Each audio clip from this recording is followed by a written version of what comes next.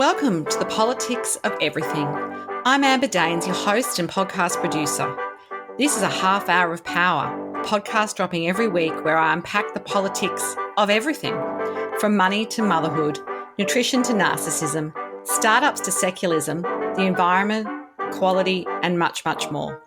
Our guests are seasoned in the field or topic of their choice, even if you've not heard of them yet. This is a non-partisan show. So while I love exploring varied views and get a buzz from a healthy debate of ideas, this is not a purely blue, white, green program. Please subscribe, tune in and enjoy the politics of everything. I'm always in awe of designers and architects who actually create tangible projects that stand the test of time and make communities come together, whether that be in the form of sky-high buildings, bold bridges, or public artworks that often harmonise and reflect where we live and how we work in that neighbourhood. Clever design can literally change lives and make us all happier and healthier. Just picture the Eiffel Tower in France or the Brooklyn Bridge in New York or even that humble Hills Hoist clothing line and you can quickly get what I mean. Today, I'm in conversation with Jayne Harrison. She is founding director of JDH Architects and has been at the helm since its inception 19 years ago. Through her leadership and pioneering vision, the business has delivered on extensive portfolios of education and community projects and has earned a reputation as one of Australia's most creative and dynamic architecture firms. Jayne's entrepreneurial spirit and affection for disruption led her to build on the notorious JDH brand. In 2012, Jayne and her team envisioned and successfully launched JDH Ed, a forum for speakers, thinkers and dreamers to come together in the exchange of knowledge and ideas. Specialising in educational architecture has allowed Jayne to combine her love of creativity and lifelong learning, and her thirst for knowledge has established the practice as leaders in educational architecture, planning and design. She's a leading voice advocating resilient and responsible architecture and building methodologies and takes her professional responsibility for global stewardship seriously. Believing in a better way to practice her profession, where people and the environment are the cornerstone of good design, she looks towards long-lasting solutions that support a responsible and resilient, thriving future, the built environment and the communities they serve. As an engaging communicator, Jayne frequently speaks at educational conferences in Australia and abroad. She's an avid supporter of gender equality in architectural and construction spaces and regularly calls out the industry through speaking opportunities and seminars. She's also extremely passionate about supporting other female entrepreneurs and would love to see more women working alongside her in leadership roles. And today we are discussing the politics of design. Welcome, Jayne. Thank you, Amber. Thank you for the lovely introduction and thank you so much for inviting me today. Of course. So what was your first paid job and where did that lead you career-wise? Can you cast your mind back? Yeah, well, actually, that's a very funny question. I suppose my first paid job was probably when I was about 11 years old. And I took over my cousin's paper round for a couple of weeks. I think he was away on a scout camp.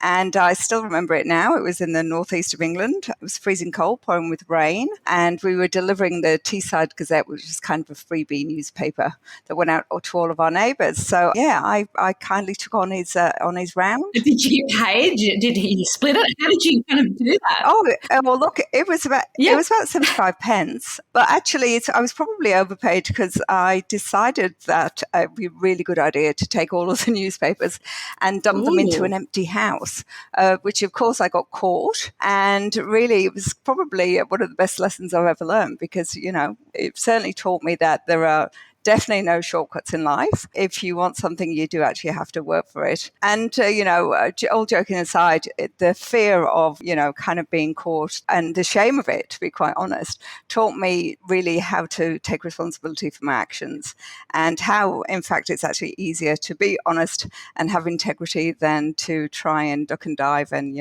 take shortcuts to get out of a situation. Absolutely. Some lifelong learning there at age 11. So I think absolutely it's probably worth the job. What does your focus on educational architecture actually entail? And why does that interest you so much? A lot of the audience may not be so familiar with what that term means. Yeah, look, well, we basically design for all levels of education, so everything from early learning through to tertiary. Mostly we work with schools, which is absolutely fantastic. So our mission at JDH is to create environments that enable people to shine. And we love working in schools because they really do share our core values. At JDH, we're really about people and place and, of course, the planet. But one of the key fundamental things that we love is learning. And obviously, working with schools gives us an opportunity to combine everything that we enjoy. We enjoy, engaging with people and human-centered design. Of course, we enjoy architecture. We love designing. We love the challenges that, many school sites have. But most of all, we love learning. And for us, working with schools and working with educators is just such a delight because they are so good at sharing their knowledge. So it's really one of those things where it's a win-win situation. Absolutely. So when you say schools, are we talking primary and high school, or is there a sweet spot in there? Yep. Look, it's, we work in public and private schools. We do a lot of work with Catholic schools. We really kind of work across, all gamuts of education. It just depends on, obviously in New South Wales, there's a constant push to develop more schools. So we do government work, but really it's working with independent schools and private schools where we get to do the work that we really love, which is the pre-engagement, developing of the vision and being able to work in alignment with, their schools' educational aspirations, which in that sector, is kind of very different, whereas with the government it's almost like a predefined process.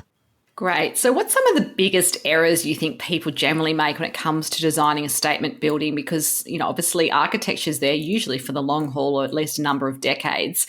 And then, of course, then bringing that to life, because it's all very well, I imagine, to have your fancy CAD drawings and, your ideas and even your little models. I love those little models that they often show you in display centres and councils and so forth. But what are some of those rookie errors that people can make when they're not sort of as conscious as you are of all the elements that's involved? And as the architect, what role do you play in that process to make sure that it's not just fit for purpose, but it's bigger than that and better than that? Well, Amber, I actually love this question because, for me, I think I set up my practice so that I would be a, anti-statement building architect. What I see is that really the biggest error that architects make is thinking that architecture is about buildings, because in my mind, it's not really, it's about people. Architecture is about raising people up, not just people and communities, but actually, really society as a whole. And when you ask me to talk about statement buildings, I quite easily shy away from it, maybe. Yeah, but it's also as well. It's really about how in Australia we see that and how those buildings are built and procured and by who. If we were to compare, for example, Australia with Europe, we really do have a lot to learn when it comes to creating places and buildings that are community based and that will actually, are being built for the well-being and good of everybody. So, for example, if we were to look at the Sydney football stadium, and I was just looking at this morning, you may or may not know that it's actually currently being rebuilt. Oh, yes, and, very well. We are big Sydney FC fans. Yeah. So we are just waiting for that stadium. So you'll know the old stadium, Amber, compared to the new one. Do you feel like the old one is very much different? I think it is. I mean, I think because it was there for so long, there was some sort of attachment to it in a way, because it was growing up, it was always there. Yeah. I mean, it's we work a lot on big infrastructure projects and with government, and we see that kind of process and how those buildings are built. And one of the key things that I think is fundamental, and it's certainly, overlooked far too much, is the value of good design. And it's interesting. The Sydney Football Stadium is an interesting one. It's costing around about $828 million and counting at the moment, but we really that's a huge investment, and it's whether we are actually being guided by government and leadership in spending that money. And if those buildings and the design of those buildings will actually contribute to more than just, the current economy and construction industry. If we were to look at San Mam's Stadium in Bilbao, it costs possibly about the same, but it's a building that's actually been built and heralded for architecture, for innovation. It has a museum, it runs educational programs, it's open from 8 to 6 every day. Looking at those kind of statement buildings compared to, what we're delivering currently in New South Wales, I think we need to look at how much buildings can benefit society, and how, in the design of the buildings, we can actually make them more sustainable, more usable, more well loved. And that really comes through good design. So I think that's one of the key things, and one of the rookie errors that's being made at the moment is that, we really need to take a step back and just value, as you said, what good design is. Absolutely. So I guess that leads to my next question about sustainable design. And in some ways, I mean, you might have a different view on this, but just my kind of observation as a citizen of the world is that sometimes it's a bit subjective. Materials were limited perhaps 100 years ago, 50 years ago. Design and construction's obviously come a long way. Things can be of their era. But are there some tried and true ways to build structures that have that form, the function, and generally agreeable design there? I'm thinking of things like the Sydney Opera House, which have been there for a long time, and most people would say that that's a good building. That's like done its job, but it's also iconic. Or a structure like Barangaroo in Sydney, which is much more modern, is kind of mixed use buildings because it's a bit of play and a bit of residential, and then a little bit of I guess a hotel, which is for the elite, for example. And then I'm thinking of even the Docklands in London, which when I was living in London all those years ago was quite controversial, redeveloping what was really essentially a sort of working class area into a lovely wharf for a bunch of investment bankers. So are there some things in there which kind of harmonise people on this, or how do you really get to that sustainability piece quickly? I think the Opera House is a really good example. We always say that the most sustainable building is a building that's never been built. What people don't actually recognise when it comes to sustainability, there's a huge shift in mindset that we need to make to really educate people to understand that sustainable buildings aren't buildings with photovoltaics or water tanks. About 39% of Australia's emissions is created by the built environment, and interestingly enough, about 90% of a building's emissions in its lifetime are actually caused by building the building. So if we were to take something like the Opera House, it is hugely sustainable because of its longevity. I mean, could you imagine anybody saying that they would, let's knock down the Opera House and rebuild it? It's going to be there for literally, certainly our lifetimes and hopefully hundreds of years to come. And again, I think that turns back, we need to look back at why that is. And it's because of, the innovative approach that was taken to its design. And, buildings that are well designed, that have longevity, are inherently sustainable. But I think, moving forward, there are so many different ways and changes in the way that buildings are constructed, how they operate, the technology that we can use and implement, even in the design process, that, the long-term lens, really, we need to be focusing on buildings that are not just less bad for the environment, but actually positively contribute to reversing climate change. For example, what are you thinking? Sort of, grey water systems? Are we talking solar panels? What sort of tangible aspects are we talking about here? Look, I think everything, if you think about anything in life that's important, it really is a series of connections and things that come together in a holistic way. At JDH, there's a system that we use called the Living Building Challenge, and that actually describes architecture and development, in a series of petals.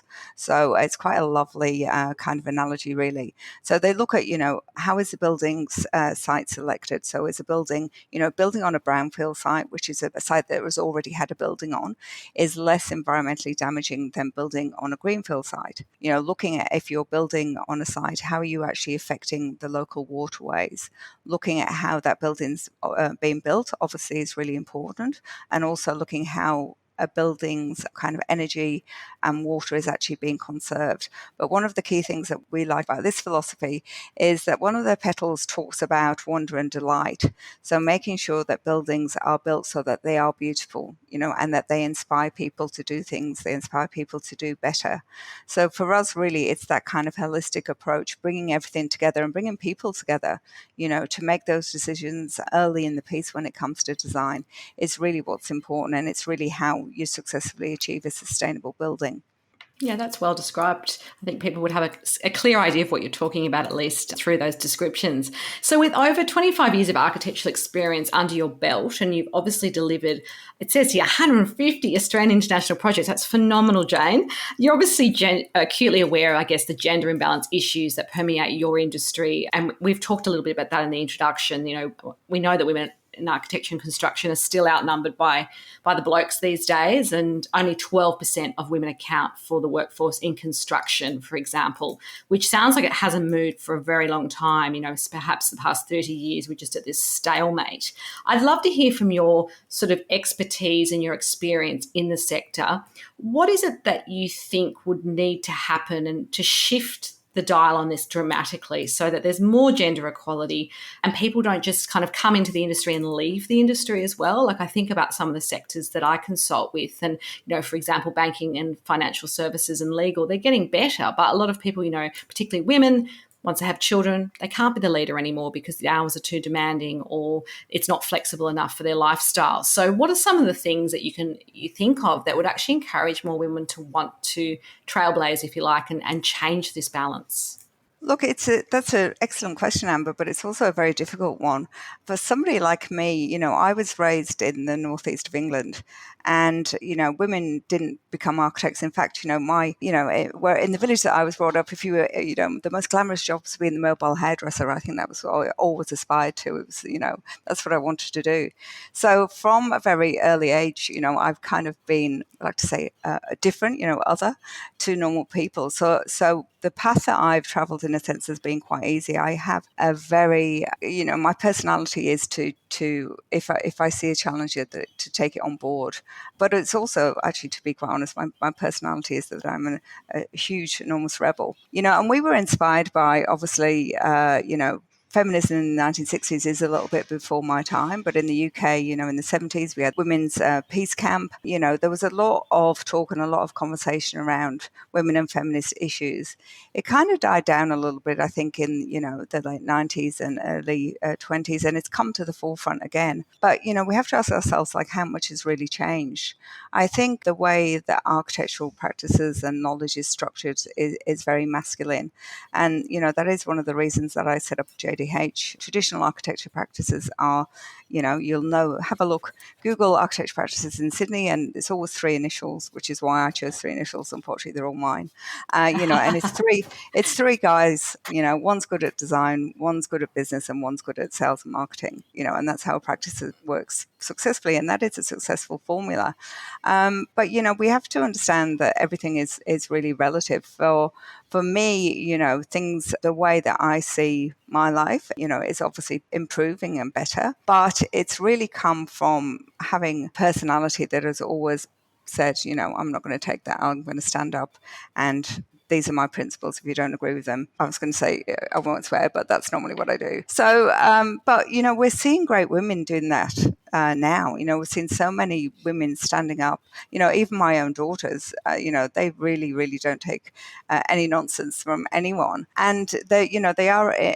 I see current women being able to fight these battles, and I think I'm really excited about that, and I'm really excited about current conversations that are going on. But really, I think we need to be fearless. That's the only really way that we're going to make a difference. We need to look at what's happened in the past and how slowly things has changed. For us, for me, I really feel the solution is just to never stop, rocking the status quo, never stop, standing up for what you believe in and challenging situations, people, even kind of mindsets that just really are outdated and need to change.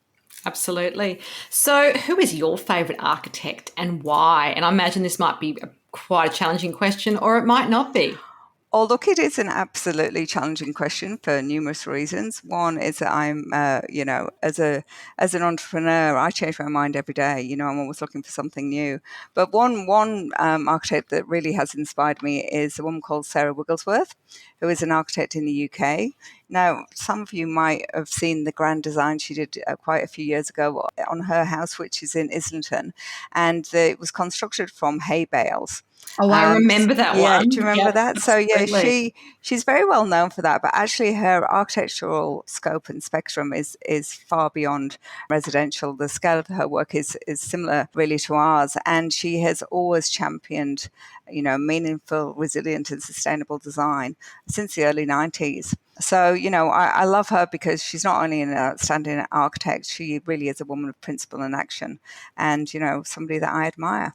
Great. Well, that was excellent because it was someone I hadn't heard of until you mentioned the hay bales. So that's the thing. And sometimes people know your building before they know your name. Is that right? That thing with architects? I don't know. Oh, look, I don't know. I mean, I used to work for Norman Foster, and, every Norman Foster building kind of looks the same. Having said It's like that, Harry Seidler buildings. They have a distinct look. yeah, I mean, having said that, obviously that's, there'll be architects in the crowd that won't agree with me in that sense. The process that he uses is impeccable, but there is a look, if Foster's building when you see one.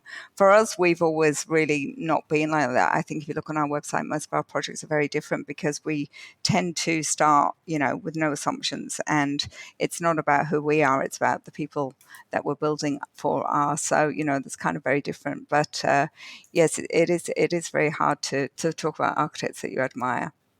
So who have been your greatest mentors, maybe one or two, and why have they had such an impact on your life and career? Well, look, I think, as I said, when I talk about my misspent youth, I was really, really fortunate. My parents weren't university educated. And in fact, my father was orphaned quite young, and he won a scholarship to grammar school, but couldn't go because he couldn't afford a pair of shoes and the school uniform, which is, really sad. That's heartbreaking. Yeah. That's But I heartbreaking. suppose, like, staying on my father, he was one of my greatest inspirations. He was in the Merchant Navy, and where he was a diver. And we lived on the northeast coast of England, a place called Saltburn, which is quite famous for surfing. And that surfing was actually started and instigated by my father and his friends. So they took their diving suits and cut them down and made wetsuits for surfing. They made their own surfboards.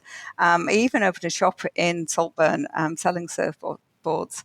And this was when I was about 5 or 6, and you have to understand how out there this was, and, but he's also a guy, he wasn't a hippie, he was a guy who didn't really like any fancy food, very kind of straightforward, very northern, and really my life as a child taught me that I could be whoever I wanted to be and do anything that I wanted to do. And I think that love and that support is really, the best mentoring that I've ever had. Excellent. So I'm going to ask you a bit of a forward-focused question now. If we spoke again in a year's time, what would be the number one thing you would have hoped to have changed in your business or career, and why?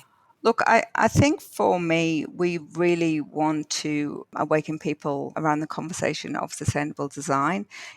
Obviously, we've all got wet and suffered last week, but globally, what is going on with climate change, can no longer be ignored. And as architects, we are culpable for climate change if we don't become responsible.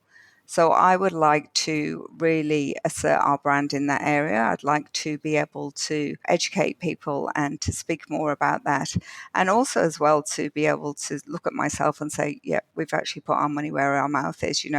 As an architect, it's very difficult to change the conversation around sustainable design. People often see it in a very short-sighted view, feel that it's too expensive, something that they can't afford, something they will come back to if they have the money at the end of the project, and we really need to, and we do already, but we really need to hone our skills to make our clients understand that there is a long-term view and a long-term perspective and a long-term value to sustainable design, and be in a position where we can walk away and say, no, I'm sorry, but your values and our values don't align. You'll need to go to another architect. But hopefully, more architects will be taking the same stance that we are, and they definitely are, so that we can, as I said, produce architects that are positive in regards to climate change and really try and put ourselves and the world in a better place than it is now. A final takeaway message for all of us today on the politics of design. I would say speak out, stand up, and be proud. Great. Oh, and if all else fails, just be so bloody brilliant and hardworking they can't ignore you. Oh, I love that. It sounds like a real Northern England thing to say. I love your accent. All my Northern London friends, I just love that sound. So it's been an absolute pleasure to chat to you today. If you do want to connect further with Jayne Harrison and find a bit more about her and what her practice does, there are some details on the show notes. Until next time, take care. Thanks so much for listening today. If you've enjoyed the politics of everything, I thrive on your feedback. So please add a short review and share the podcast with your network through Apple, Spotify, and all the usual suspects. I'm always on the hunt for new and diverse guests, so if you or someone you know has a fresh idea you're busting to get out there, please email me at amber@amberdanes.com and my crew will get back to you very soon.